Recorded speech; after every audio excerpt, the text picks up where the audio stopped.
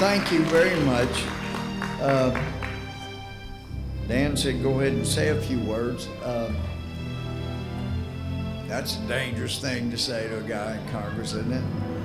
Well, what I'd said earlier when my staff told me that there were going to be a couple American heroes speaking before I got up, Ken Cuccinelli, who I'd met, and I have the utmost respect and admiration and have had since I first, well, before I met you.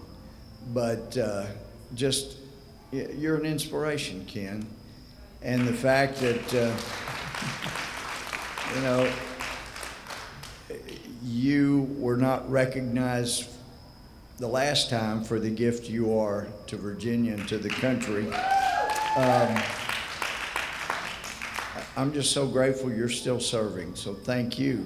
And then Martha, I mean, I knew you were gonna be before me, and so I told my staff, look, I've been to these kind of things before, and the last thing anybody wants to hear from after they've heard two icons get up and speak is a guy from Congress to stand up after that. So just let them know, I'll just thank them, take the award and walk off, because everybody's gonna be mad, they're gonna start getting up. But I also thought since it was gonna be outside, it'd probably be 85 degrees now, and it's so comfortable, I think, well, maybe I could talk a little bit if that, you know. And anyway, well, I got two people that would like to hear me. So anyway, oh, that's enough, two's enough. Hey, I'm in Congress, two's enough. It doesn't take much encouragement. In fact, one of my heroes on the Supreme Court, he loves good jokes and stories like I do. And it's Justice Scalia. We were having lunch one day and just telling jokes and stories and working in a little history, judicial history and whatnot. But anyway, he's got such a great mind. And I think that goes good with, you got a good sense of humor if you got a good mind, and certainly Ken has that, and I would expect, if I get to know Martha, she'll have a great sense of humor. But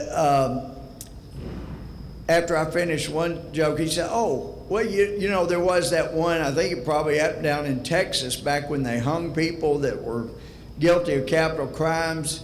And back then, it was an all-day thing on Saturday. People would bring picnics to the town square to see somebody get justice. And this one guy that was just horrible, he had killed so many, pillaged, raped. He'd done it. If it was a crime, he had committed it.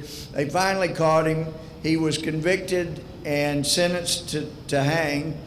And on the day of the hanging, the sheriff brought him out, 2,000 or 3,000 people out there. And the sheriff, as he takes him up the steps, gets to the top of the gallows, he said, now, before we hang you, we have a tradition in our town that we'll give you a chance to say a few words to the crowd before we hang you. Would you like to do that? And he said, not really. He said, I don't know if you understand. See, you're about to meet the judge, you know, your maker. And so a lot of times this is a point where people think it's a good time to get right with God and to apologize to the victims or the victims' families. You got a lot of them out here. Wouldn't you like to do that? He said, not really. And somebody from the crowd yelled, will the gentleman yield? And the defendant said to the sheriff, I don't know what that means. And the sheriff said, well, the guy that called that out is our local congressman, and that's Congress speak for him wanting you to give him your time to address the crowd. And he said, could I do that? And he said, well, I guess you could if you want to. Would you want to do that? And he said, I sure do on one condition. He said, what's that? He said, you hang me first. So anyway, that's Justice Scalia. And I just, not too long before that, been to a luncheon over at the Supreme Court, and some of the other justices got up and spoke. Justice Scalia did too, but I won't call names, but one, maybe the most liberal justice at the time, got up and He said, I got to tell you this joke. And he mentioned the other extremely liberal justice at the time. He said, it's his and my favorite joke. It's the funniest joke we've ever heard. Got to tell you. And he told it. And it was this. Guy comes running into a dentist's office yelling, it's an emergency, it's an emergency, I got to see the dentist. And so the receptionist ran back, got the dentist. He came, what is it? He said, it's an emergency. He said, yeah, what is it? He said, I think I'm a moth. And the dentist said, you think you're a moth? He said, yes. He said, sounds like you need a psychiatrist. He said, I do. He said, well, this is a dentist office. Why'd you come in here? And he said, your light was on. See, yeah. Now, what went through my mind when I heard that was, if that's the funniest joke you and the other liberal have ever heard in your life, it explains a lot, doesn't it? I mean, doesn't it? Let's be honest. Is there anybody here that thinks that's the funniest joke you've ever heard in your life? Anybody? It's okay, don't be embarrassed. All right, nobody. All right. I couldn't believe, pardon? Smart people are here, exactly. You know what a good joke is. And I'll tell you something else. My friend Ken mentioned the Kelo decision. Y'all remember what that was? I know Martha does. One of the justices, one of my friends, said when the public anger over that decision came out, the justices on the Supreme Court were totally shocked. They could not believe that people across America got so upset over that decision. He said, and he wasn't on the court at the time, from what I understand, it was the most shocked the judges have ever been in the history of the Supreme Court over a decision since Roe versus Wade. Now you think about that. At the time of Roe versus Wade, the cocktail party that the majority attended all had people standing or sitting around, sipping their champagne, sipping their wine, eating their salad, as we saw in the video. And of course you can kill a baby, of course you can. And the conversation was such, the Supreme Court had no, at least the ones that voted in the majority, had no idea that America cared or that this was a big deal because of the people they associated with. And that's why I know those of you that are here, my goodness, it's a Friday night. You could be anywhere. And a night this nice, you could be anywhere. You're out here because you knew Ken was going to be here and you knew Martha was going to be here and you were willing to come here me just to get to see these two. I get that. But it means you care about what's happening to America. And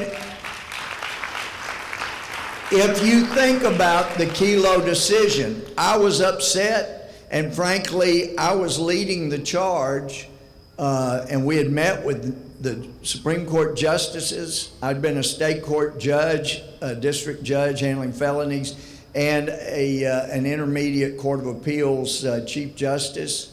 And I knew how difficult it was to get and retain good quality on the federal bench because you could make so much more in the private sector.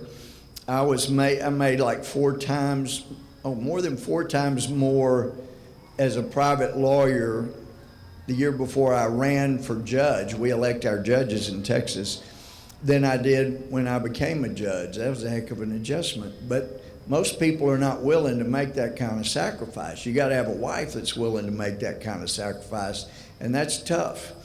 But if you think about the property law before Kelo, do you guys remember? I mean, there were decision after decision, and nobody said a word. You won't be able to find criticisms, on the internet when the courts were saying, you know what, it's okay if a private property owner who happens to own a football team or a basketball team uses eminent domain to condemn land so they can put this mega stadium or this mega arena for the good of the whole community. Yes, it's private property, and yes, it's privately owned team, but it's okay to use eminent domain because it means everybody's going to get to have pro football, pro basketball. You remember that?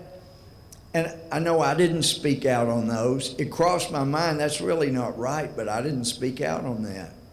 And you see what happens when things cross your mind. I guarantee you there were people that had it cross their minds across America. Well, eminent domain to let a rich guy with a football team get richer, I'm sure it crossed a lot of minds, but none of us said anything. And the result is it keeps growing until it becomes so outrageous that you get a Kelo decision that says, well, hey, it's for the greater good. Just like Mark said, it's for the greater good. So it's okay to take somebody's private property and sell it to somebody else if they're going to pay more tax. How is that all that much difference from saying the community can go to the football game and derive all the benefit from all the ticket sales and people eating dinners? It's not that much difference. But the difference is one finally woke people up. So there's a lesson that we should be inspiring in others. You can't sit back. It doesn't get better. It never gets better when you sit back. And I went to high school with people in East Texas who used to say, Louie, I don't care what the government does as long as they stay out of my business. You know what happens when you don't care what the government does? They don't stay out of your business, and you know that, and that's why you're here tonight. Now,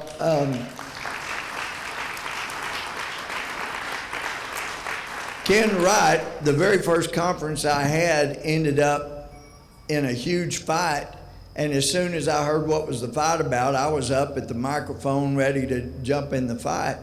And in fact, when I went to my first natural resources hearing, Richard Pombo was chairman, and as we were walking into the hearing room, Rick turned to me, he said, Louie, I sure hope you like fights. And I said, well, I don't like them. I just find myself in them all the time, And that's like, when you mention the veterans, the story behind the World War II memorial is an indictment against this administration. It is the slap in the face to World War II veterans across the board, race, creed, color, national origin. They were in the war and fought for this country.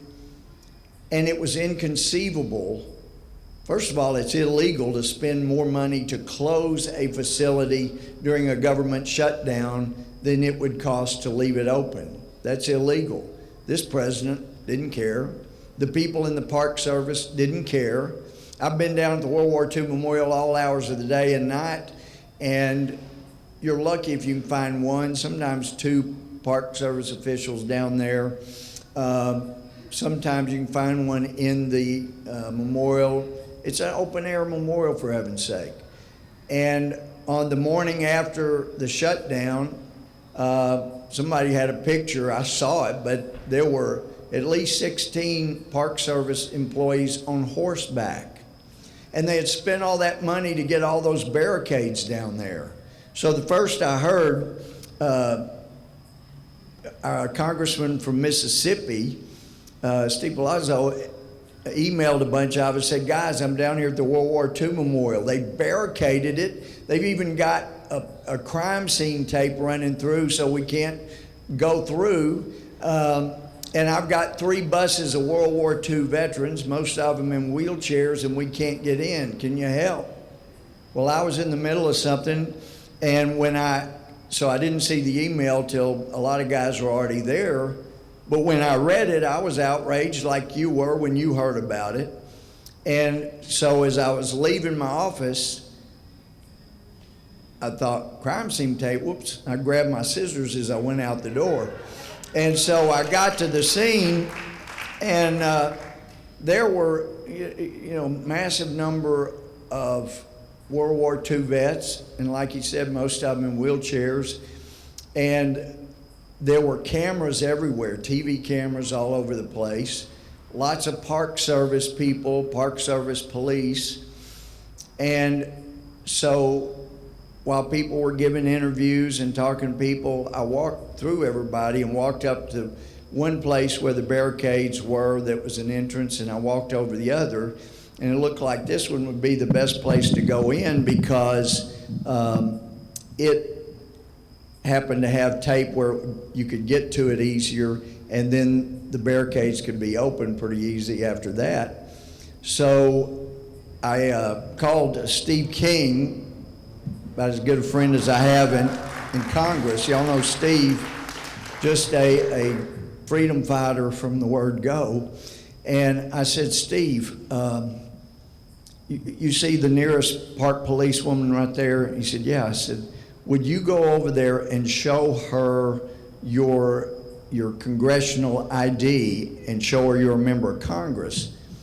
And then point out to her all of the members of Congress that are here in this group, because there's a good chance I'm about to be arrested with some of these people, and I don't want them to be able to say they didn't know that, gee, those guys were members of Congress.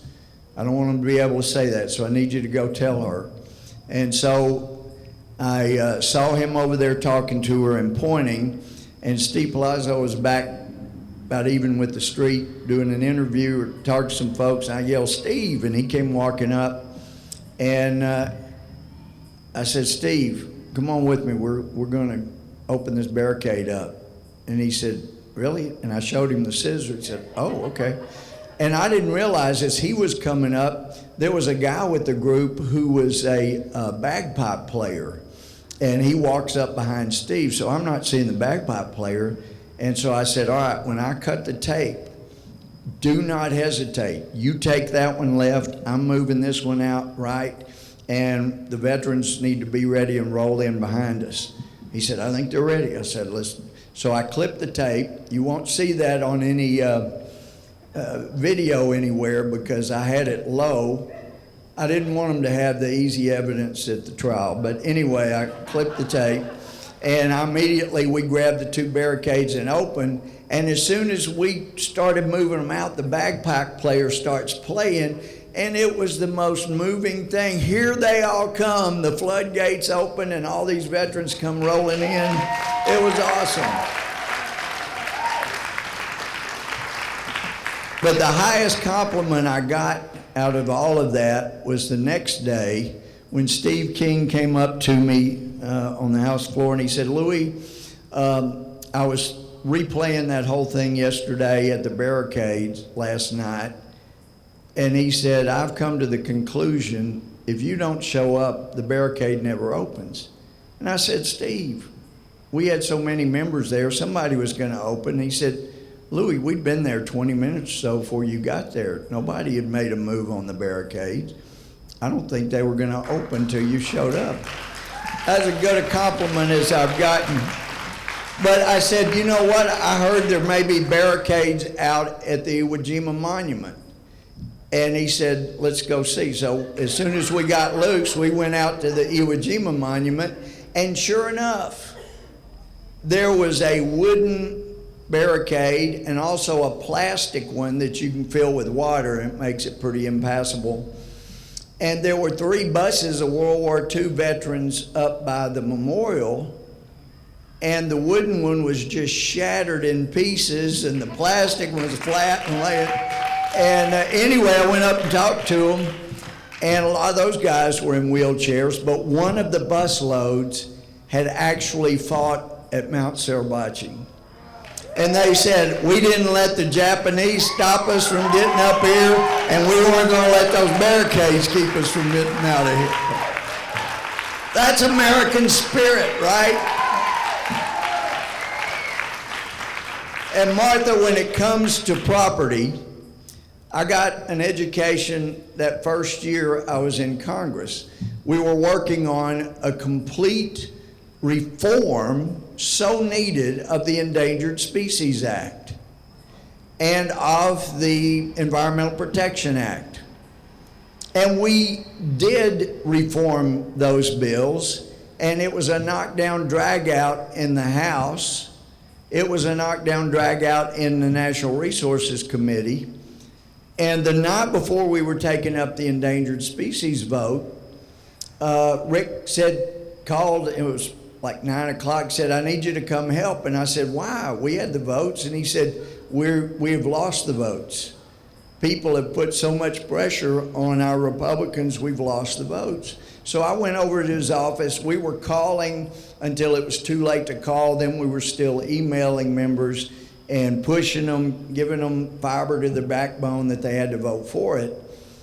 But during the discussion with Democrats, I was shocked because, if you really want to save endangered species, you ought to be appalled that we haven't even saved 1%. After billions and billions, maybe trillions of dollars, we've saved less than 1% of the endangered species. You ought to want to do better. You ought to demand better, but you're never going to do better till we reform the Endangered Species Act. Farmers that I knew about, landowners that I'd heard of, used a doctrine called shoot, shovel, and shut up. And that is, they know that they're providing for their family from that land, and an endangered species is found, then they're shut down. They can't use their land. They can't provide for their family anymore. Why? The federal government doesn't reimburse you a dime for taking away your land. Oh, you still got title and pay tax on it, but you never get to use it again. And under our Fifth Amendment, you ought to be subject to reimbursement for that kind of taking.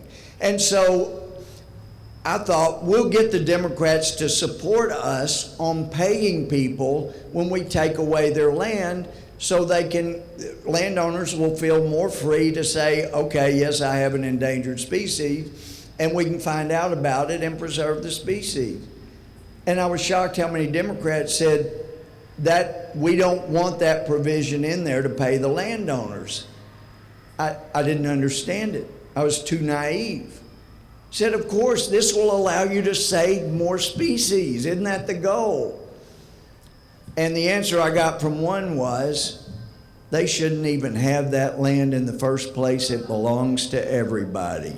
Hello, there's your answer. That's the bottom of the problem right there. They're trying to relitigate what the Pilgrims found out in the first year, that when you have this idea of everybody bring into the common storehouse and share alike, Apostle Paul found it out in the New Testament church. It sounds lovely, but it doesn't work in this world. Maybe the next, not in this one. And after the Pilgrims lost so many that first year, they tried a new idea, something called private property. You can grow what you want to, and it's yours. And wow, did they do well after that? Wasn't it amazing? Yes, God blessed them, and they eventually had the Thanksgiving, but they had to figure out this private property idea and get this collective farm thing out of the way. So anyway, you guys understand that, and I hope I've reminded you of some of those things. But the Patriot Act, I voted for the renewal. I wasn't here for the beginning back in my first term as a freshman. We were promised by the Bush administration that the most objectionable section, 215, 206, those could never be used against an American citizen unless they were in contact with a known foreign terrorist. So it was to be applied. It says right there, it can only be used for foreign terrorist activity. And so, and I was going, well, it does have this or, and that little 2-letter disjunctive word or, when you're a judge, you learn to watch for those ors. They'll get you. or clandestine intelligence activity. And I asked somebody in the Bush administration, the Justice Department, what does that mean? Oh, we never use that. It doesn't really mean anything. Well, let's take it out. Well, no, we don't want to do that. But, well, then what does it mean? Well, I don't know. Well, I said, well, clandestine intelligence activity, does that mean when my daughter kind of holds her head back behind the curtain to spy on what our neighbor's doing? It's for intelligence, wants to find out what's happening next door. She's behind the curtain, that's clandestine. So does that mean you can come in and spy on my daughter? Well, no, of course not. Well, apparently maybe it does. But we were also told nobody's information is being gathered unless they have contact with a foreign terrorist. That's very clear. And it's not part of that provision, but national security letters, if you've heard about them, they're a big problem as part of the overreach by the federal government. It's a law that allows the federal investigators, with the approval of the proper higher-ups, to send a letter to any business, bank, individual, and demand all of the documentation, evidence, information they have on a specific individual or company. And under the law, it says in the letter that if you discuss the fact that you got this letter with anyone whomsoever, it is a felony and you will go to prison for it. That's a scary letter to get. It's more powerful than a subpoena. It's more powerful than a warrant. It is incredible. And I raised questions about that. And we were told it's never been abused. And the Republican appointed Attorney General from Texas, I knew him. He's a great guy, smart guy. But he said it had never been used. Told us that in the House Judiciary Committee. Told the Senate Judiciary Committee that's never been abused. Never. We've looked into it. Unfortunately for him, at the time he testified before the Senate Judiciary Committee, he had gotten a report that was on his desk 3 days before he testified by an inspector general saying there were at least 3,000 or more abuses where FBI agents just sent those willy-nilly to people. They didn't have a case. There was no foreign terrorism. They were just wanting to do research on different people. Wow. When I heard that, I ran into Chuck Schumer, and I said, and a lot of times at night, I'm working at my desk, 2, 3 in the morning, I'm watching a replay of what's happened during the day on C-SPAN as it's replayed. And I saw a replay of the judiciary hearing that day, and I told Senator Schumer, I saw you had the Attorney General testifying before you today about his prior testimony where he said there were no abuses. He's that lying, I couldn't believe. Anyway, I said, well, you weren't listening. He told you he didn't lie about it. It's just at the time he testified, that most important report in his office was one he hadn't looked at for 3 days. So he told you he didn't lie, he just was incompetent. You know, lying, incompetent, I can't believe Bush is leaving him there. And I said, well, I can tell you why Bush is leaving him there. Here it is, July of 2007, and if he lets him go, which he should because of the abuses of the national security letter, you personally will keep a Republican Attorney General from being confirmed. And he said, I guarantee you we could work something out on this. And I said, well, you ought to. I walked out of the room and pulled out my cell phone and called the president's chief of staff, Josh Bolton, told Josh of our conversation. And I said, Josh, I can't defend this Attorney General anymore. And he's going to be coming back to the Hill. I can't defend him. I'm as upset about this as the Democrats. It's wrong. You need to have another Attorney General. Somebody needs to take the consequences when something this bad happens. And it's the guy at the top. I know Al didn't know about this, but he needs to step down, and we need to get another Attorney General. But you cannot do it until you have a deal with Schumer on who the next person is and that he will vote for him and make sure he or she gets through. But don't let I'll resign until you have that deal. But somebody over there needs to call Schumer, work out something. And so that was right as we left for August recess. And then during August, I saw where the Attorney General was going to step down. And so we got back the first week of September. I saw Schumer, and I'd just seen that Mukasey had been nominated, or was about to be. And I said, hey, Senator, was Mukasey on your list of people you could vote for? He said, yeah, he'll be a good Attorney General. Now, if you feel like I do about Chuck Schumer, you're not real impressed. But I'll tell you this, after Mukasey, I love the guy. He's a friend. I think the world of him, former federal district judge. I thought he was a great Attorney General. But he was asked by one of the Democrats, was waterboarding torture, and he said it wasn't. And it became the big issue, and all the Democrats said, we can't vote for a guy that just said that. And Chuck Schumer felt the same way, but he had given his word to George Bush he would vote for him, so he did, and it passed out of committee with one vote, his. I'm telling you, there are times if people will stand up and do the right thing, it will even hit a chord across the aisle. Unfortunately, I'm not seeing a lot of Democrats that are willing to stand up, somebody that would pick up the phone and call President Obama and say, this man or this woman has to go. This is an outrage. They're covering for them. I'm grateful we got some to vote with us against the Iran deal today. But yeah, I mean, that was a good thing. So anyway, I really could go on all night, but you're an inspiration. You keep people like me and Ken and Martha fighting because you're fighting too. But I can tell you this week was not a fun week. Yesterday, I have prayed this before. All right, Lord, you got something better for me to do. I can be more effective. You let me know. And I've already had it mentioned, we don't want you not to run again. But let me tell you, I was in Egypt and I was talking to their top officials. They get what a threat this Iran treaty is to them, to the whole Middle East, and to the world. They get it. They know. They've been fighting the Muslim Brotherhood because it started in Egypt.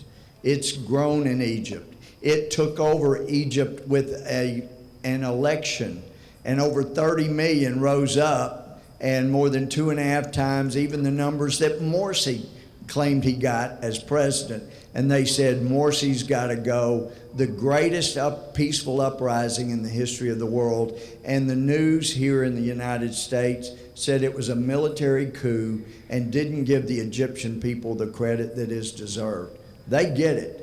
And so as I wrestle with that, I know many of you people of faith, you understand, I prayed about it. And it was clear to me what I get the impression from talking to some of you that you get it. Under the Corker bill,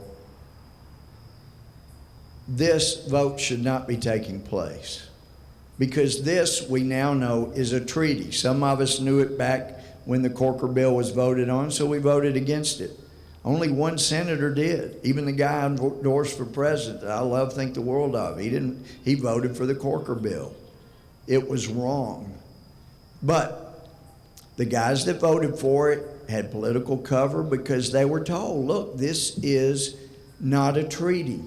So the only way you get any say in this is if you pass the Corker bill. Then you have a vote, but it'll take 2/3 in both houses to vote it down. We get the deal in July. It's a treaty.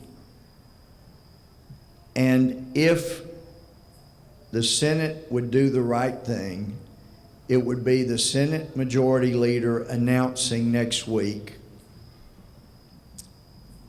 the Corker bill does not apply because this is a treaty. You can't amend another treaty unless it's a treaty. You can't have international agreements on arms, on nuclear weapons, on sanctions unless it's a treaty. Therefore, this is clearly a treaty. And under the Constitution, it takes a 2/3 vote for ratification in the Senate. I think what we did in the House this week is not inconsistent with what the Senate should now do. We didn't have a right to vote on a treaty, but we voted that if we had a vote, and we don't believe we do under Corker right now anyway, because we don't have all the terms, but if we did, it would overwhelmingly be voted down. But Senate, it's up to you now. So that ought to be what the majority leader announces, and that since Harry Reid, as majority leader, announced that they were going to set aside the cloture rule on a whole bunch of confirmations because those confirmations were too important not to get a vote on. And therefore, since Reid did it on a whole slew, and the fact that this is probably the most important vote any of us in the Senate will ever vote on, we're not going to let a handful of Democrats prevent us from voting on the most important vote in history, at least modern history. So it'll take 51 votes to set aside cloture. And even though our normal procedure is the president sends it to the Senate, says it's a treaty, we have a vote on ratification, the Constitution does not require that. He doesn't have to send it to us, but we have to take the vote. So we're going to take the vote. And then, as you know, it would not get 2/3. And then, as Professor Yu from Berkeley, when I was hosting Sean Hannity's radio show Friday, he said, look, yeah, if you did that, then that would not be enforceable as a treaty in American courts. It wouldn't be enforceable in world courts because our Constitution says 2/3 of the Senate. They didn't get it. It's not enforceable. Anything short of that will be interpreted to say the Corker bill applies. Under the Corker bill, if they don't get 2/3 to vote it down in the House and Senate, it is effective. And that would mean it's binding on the U.S. And that would mean that when those in Israel who know they have to defend themselves, when they go in and hit Iran's nuclear facilities, then we in the United States would be in the position that I absolutely unequivocally knew would never happen in my lifetime. We in the United States would be siding with all the anti-Semitic countries in the world, defending Iran against the evil warmonger Israel. We can't let that happen. So I hope with the cool weather you're invigorated, because next week we got to let the Senate know what they got to do, and you are just the ones to make that happen. Thank y'all very much. God bless you.